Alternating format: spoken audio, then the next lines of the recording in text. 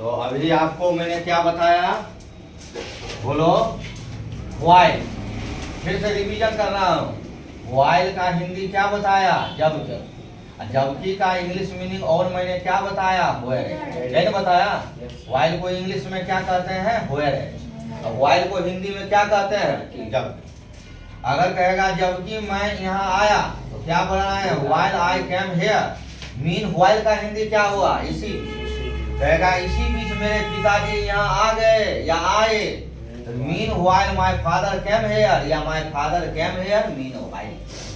All the while मतलब क्या हो गया, हर वक्त। हर वक्त हम आपके साथ रहूंगा, हम साथ रहूंगा हर वक्त, हम लोग साथ हैं, कुछ भी बना सकते हो। All the while we are together you, या एक साथ हैं, एलोंग विथ। कभी पढ़ाए थे, एलोंग विथ का मतलब क्या, साथ साथ। टुगेदर मतलब क्या हुआ, एक साथ, पढ़ाए थे। और विथ मतलब क्या होता, साथ। समझिएगा ना, सबका इस्तेमाल अलग अलग ढंग से होता है। टुगेदर का अलग यूज होता है, एलोंग विथ का अलग यूज होता है, विथ का अलग यूज होता है। विथ भी प्रीपोजिशन है, समझिएगा ना। मैं कलम से लिखता हूँ, तो कलम आपका क्या है, इंस्ट्रूमेंट है, औजार है ना। कलम नहीं रहता तो आप लिखते। मैं कलम से लिखता हूँ, क्या बनाओगे, मैं लिखता हूँ, आई राइट। क्या कलम से, अब बहुत लोग बना देगा फ्रॉम ए पेन, गलत हो जाएगा। क्या हो जाएगा, आई राइट विथ ए पेन। कलम क्या है, इंस्ट्रूमेंट है। जब इंस्ट्रूमेंट का कभी चाकू से काम लेते हो, औजार हुआ। और चाकू जब भी आ जाएगा तो वहां क्या हो जाएगा, चाकू से विथ नाइफ। समझो, कलम से विथ पेन। लोग वहां बना देता फ्रॉम पेन। गांव देहात का जो भी टीचर लोग है, जिसको कॉन्सेप्ट सही नहीं है, वो आराम से फ्रॉम लगा देगा। लेकिन जहां भी औजार से संबंधित रहेगा, औजार से, इंस्ट्रूमेंट से, टूल्स से। इंस्ट्रूमेंट का मतलब औजार होता है, टूल्स मतलब औजार होता है, कहीं भी मिल जाएगा तो विथ का प्रयोग करते हैं। With pen, with knife, with scissors. Scissors मतलब कैंची, कभी याद किए हो ना, ये सब विथ का प्रयोग करते हैं। ईमानदारी से सीखो। ऑल द व्हाइल मतलब क्या है, हर वक्त। हो गया। वन से व्हाइल का हिंदी क्या हुआ, कभी कभार। मैं वहाँ कभी कभार विद्यालय जाता हूँ, या मैं वहाँ कभी कभार जाता हूँ। आई गो देयर वन से व्हाइल, मैं वहाँ कभी कभार जाता हूँ का ट्रांसलेशन क्या होगा, आई गो देयर वन से व्हाइल। नोट ए वर्थ व्हाइल का मतलब क्या, फायदेमंद नहीं। This business is note A worth while. इस बिजनेस को करने से कोई फायदा नहीं है, कोई लाभ नहीं है। It is no use repenting now, क्योंकि हम पछता रहे हैं। पछताने से कोई फायदा है, रिपेंट मतलब क्या, पछताना।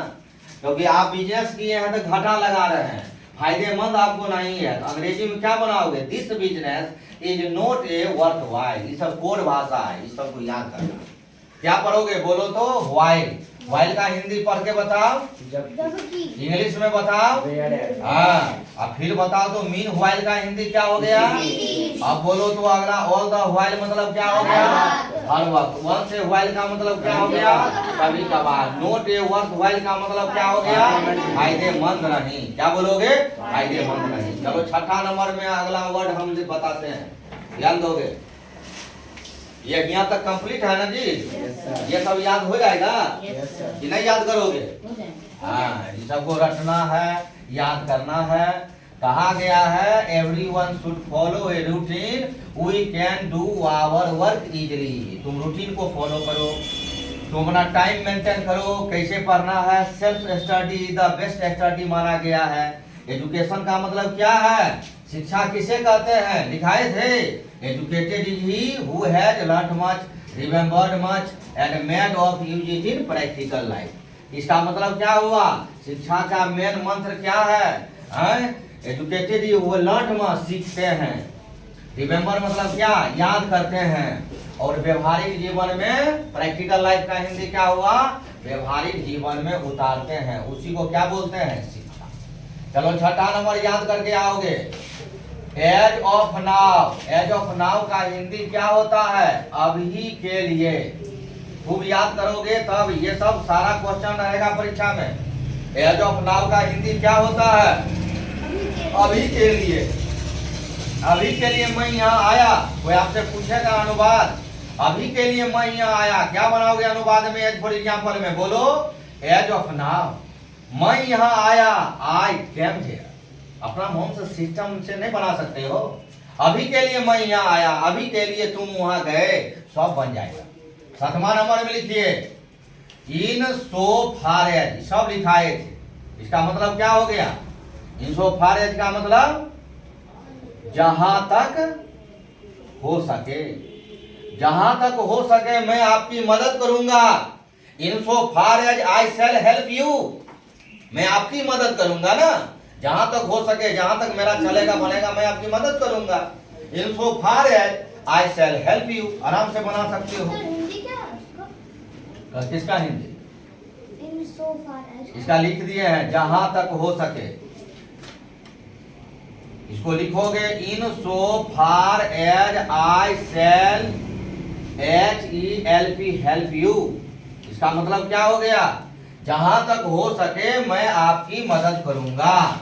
8वां नंबर में एच मच एज का मतलब क्या हो गया? चूंकि, चूंकि मैं बीमार था, क्या बनाओगे अनुवाद? जल्दी सोचो। चूंकि मैं बीमार था, बोलो एज मच एज, मैं बीमार था, क्या बनाओगे? I was ill, I was ill, मैं बीमार था। इल मतलब बीमार, सिक मतलब भी बीमार, इलनेस मतलब बीमारी, सिकनेस मतलब बीमारी, डिजीज मतलब बीमारी। छोटा कहीं का याद कर भी नहीं करता, सब भूल गया, सीधे सोच रहा है क्या बनाएंगे सो। चलो नंबर लिखो, पढ़ो ईमानदारी से। Hope for the best, hope for the best का मतलब क्या? अच्छी उम्मीद रखना। वो भी याद करो, आधा पढ़ाई में कमजोर हो, वो भी पढ़ोगे तब याद करोगे। अच्छी उम्मीद रखना, छोटा स्क्वायर रूट वाला याद करेगा कि नहीं हमको पता नहीं है। होप फॉर द बेस्ट का मतलब क्या हुआ? अच्छी उम्मीद रखना। खाली ट्यूशन पढ़ने से नहीं होता, समझे? Hope for the best. उसके बाद एक क्वेश्चन और टेस्ट में है, do your best. Do your best का मतलब होता है पूरा प्रयत्न करना। अब कहेगा हिंदी में ही क्या लिखे सर? हम लिख रहे हैं सीखो पूरा प्रयत्न करना। हिंदी तो अपना से लिखो, ये तो एक सहारा के लिए लिख देते हैं बोर्ड पर। मेहनत तुम्हें करनी है। ये पढ़ना आया? 6ठा 7वां 8वां 9वां 10वां क्या पढ़ोगे? बोलो एज ऑफ नाउ, क्या पढ़ोगे? अरे आवाज नहीं है मुंह में, बोलो एज ऑफ नाउ। हिंदी में क्या बोलोगे? अब बोलो इन सो फार एज का हिंदी क्या हुआ? जहां तक हो सके, बोल बोल करके पढ़िए तब याद होगा। अब बताइए एज मच एज का हिंदी क्या हुआ? होप फॉर द बेस्ट का हिंदी क्या हो गया? अच्छी उम्मीद रखना। डू योर बेस्ट का हिंदी क्या हो गया? पूरा प्रयत्न करना। आपने देख लिया, जिस तरीका से आपको वर्ड बताया जा रहा है उस वर्ड को घर पर जाकर के आप रेगुलर प्रैक्टिस कीजिए, आदत डालिए याद करने का, और बहुत दिन तक आपको ये इंग्लिश काम कर जाएगा। बहुत दिनों तक हर कंपटीशन में, हर क्षेत्र में जरूरी पड़ेगा, इसलिए आप याद रखिए।